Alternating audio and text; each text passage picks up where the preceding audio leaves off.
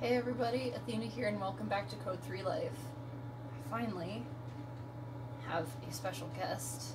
He's decided to not be a grumpy little shit, and so he will be helping me with this video. Oh, I love him so much. Okay. So today I was originally planning on reviewing some scenes from The Good Doctor. Not because I'm a doctor, but because, from what I've heard, there are a couple scenes with some medical bullshit, which I am qualified to comment on. However, I do not have the time this weekend, unfortunately, to shoot and edit a long video, nor the emotional bandwidth to deal with another fucking copyright bullshit thing. So, today I am actually going to do a video that I had on my list to do later, but I'm going to do it today. So, goodness, I'm going to be so distracted this whole time. So today I am going to be telling and showing you what is in my pockets when I go to work as a paramedic. What paramedics and EMTs keep in their pockets is usually pretty personalized, because everybody has their own style and everybody uses their tools differently and prefers to carry different tools. I'm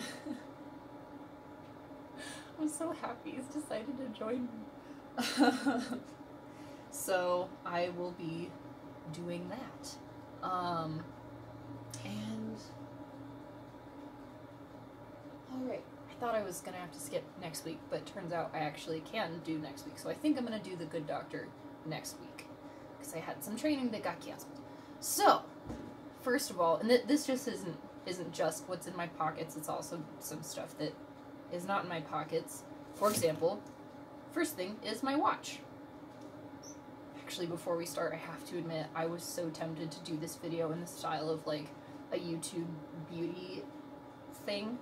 Like, so this is the watch that I use, it works really well for me, just really keeps time, which is what I need. But anyway, yeah, here's this. I don't know if you can see it. Yeah, so this is what I would recommend. It's just a regular Casio. Yeah, see? But I feel like I'd lose quite a few people. So I'm just gonna go through it like I'm not a total moron. So, here we go. This is my watch. I wear it all the time because it's part of the uniform and I like to keep time. So there you go. Also, sunglasses. When I'm really in the mood to look like a douche, I will have my, I call them my fighter pilot sunglasses, like, highway to the danger zone. Do you see it? Yeah, and when I'm not looking to look like a douche, or to get shot because people think I'm a cop, I will wear less douchey sunglasses, but there you go. In my left breast pocket, I have a thumb drive. This just, like, if we put somebody on the monitor and the monitor's, like, taking vitals and taking 4 leads and 12 leads, which are stickers that we'll put on that will take a picture of the heart, I can just hook this up to the monitor, get all my vitals and my cardiac rhythm sheets, and then plug it into the laptop and finish the report from there. Also in my left breast pocket, something that I'm not going to show you because it does have my job's logo on it, but it is my challenge coin.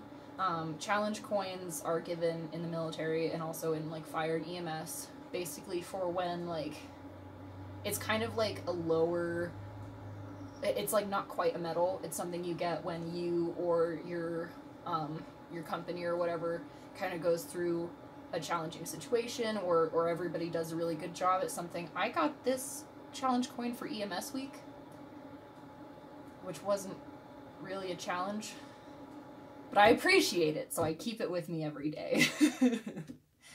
And then in my right breast pocket, I have my safety glasses.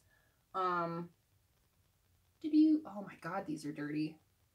Okay, I need to clean those. So these, I don't wear them all the time, even though you should. During my entire paramedic internship, I wore them for every single call. But I wear these for potentially messy procedures like suctioning an airway or trying to think of, or, yeah, other, just use your imagination. Things where body fluids are possibly splattering at your face. That's when I wear these. In my left hip pocket, I keep my phone. In my right hip pocket, I keep these.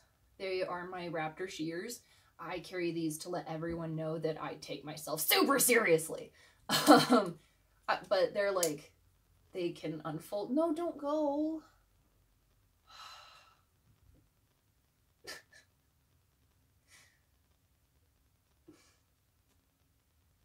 Anyway, that was awful. So these will fold up in my pocket. They're really neat. I got them as a gift from a really, really good friend for my graduation from EMT school, because I saw them and I was like, those I gotta have, please. They're like $80. I can't afford them myself. So they're really, really nice. If I wanted to tell the world that I take myself even more seriously, I'd carry them on a little like specialized holster on my belt, but I'm not quite that douchey. So, so these are really neat because other than, besides the fact that they open up, they've got a little like ruler on them that goes up to 5 centimeters. They've got a seat. I'm gonna do the beauty thing. Just make sure you can see. There you go. They've got a seat belt cutter, and then this little thing is an oxygen tank key, so you can just put them on and crank open your oxygen tanks. There's also, where did it go? Oh yeah, there it is. There's a ring cutter here, so this part right there can cut through a ring.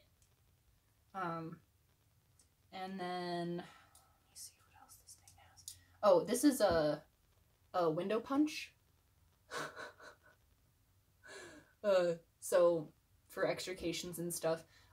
In my system, we kind of package all of the things in the ambulance in like plastic wrap to keep them together. And so this is really, really useful for punching through plastic wrap. But what these are really for is cutting through clothes. So I just automatically reach for my pocket with those because that's where those go. Sorry about that. So on like car crashes, or like really any really bad trauma, and like cardiac arrest, when we need like instant access to the chest, we'll just cut right through the clothes. If if someone has been restrained for their safety and ours, and we need access to their arms and they're wearing a thick jacket, I'm not gonna unrestrain someone just to take their jacket off, so I'll cut that off. And it pisses people off, but it's either that or you might die, so there you go. But yeah, we for these traumas, we call getting people trauma naked, because we have to be able to like visualize and palpate and assess every single inch of the body, because if you miss an injury, someone could die. Like if you are not willing to look in the sensitive places and look for stab wounds or bullet holes or holes in your hip where your femur was dislocated and then punched through the skin, and then because the force of the car was no longer on that leg, pulled back in, and you might bleed to death from that. You need to see that, because that has never happened to me. I'm telling someone else's story when I say that. But yeah, I've heard all kinds of stories of people who like weren't willing to take someone's bra off, and there was a bullet hole right here, and they ended up dying from that, and that kind of stuff. So we need to get people absolutely naked, and then we cover them up immediately with a blanket, but then like we have control over that. It's much easier to expose them then, because we want to keep people warm. And I've heard that these babies can cut through bunker gear, which is the thick clothes that firefighters wear. I've yet to try that, but they can cut through a quarter. So I believe them when they say that it can cut through bunker gear, but I have yet to find an article of clothing that these can't cut through. like leather belts, zippers, really thick jackets, leather jackets, unfortunately. So yeah, there you go. And then also in my right hip pocket, I always carry 2 extra gloves. Because yeah, we have gloves available in the ambulance all the time, but the call that convinced me that I really needed to have extra gloves on me all the time was we got called to a nursing home, and this old man had fallen, and he just needed like us to bandage him up, and he ended up refusing ambulance transport because he didn't need to be transported. And right as we were about to leave, we heard a call go out that said an echo, which is a cardiac arrest, in the building we were in. And they dispatched someone else because we weren't clear from our call yet. And we were like, whoa, well, we'll do that. We're here. We'll yeah. And so we briskly walked over to another old man's room and to work the cardiac arrest. And I didn't have gloves because I had just used my last gloves to bandage up this other person, and they were all bloody, so I'd thrown them away. And so my FTO, my field training officer, was standing there staring at me, asking me to move this dead person, and I had to say, no, I don't have gloves on. And it ended up being what we call a code black, which means they're dead and we're not going to try and resuscitate because they've been dead for like hours or days and there's no chance of us bringing them back. So thankfully that didn't end up affecting the patient outcome. And if I had looked and seen that this was like a patient that we could definitely work on and we weren't just going to pronounce them dead right there, I think I would have just bit the bullet and picked him up and washed my hands really well afterwards. But that call really woke me up and I was like, I need to have extra gloves on me at all times. So there's that. Then in my left leg pocket, this is my tourniquet. There are many like it, but this one is mine. My fiance actually bought me this as a gift for graduating paramedic school. In some places you're actually required to carry at least one on you at all times, and this is for me. Like, this is not for the patient, so that if I get caught in like an active shooter situation, or if I get stabbed, or if God forbid the ambulance rolls and my arm's hanging off, I can put this on, self-rescue, and then move on from there. Because in this increasingly fucked up world, we are becoming more and more likely to be involved in an active shooter situation, especially since people will fucking shoot at an ambulance. Like, fuck you guys. I wish I could say we're never gonna show up to your house ever again, but fact is, we are required to.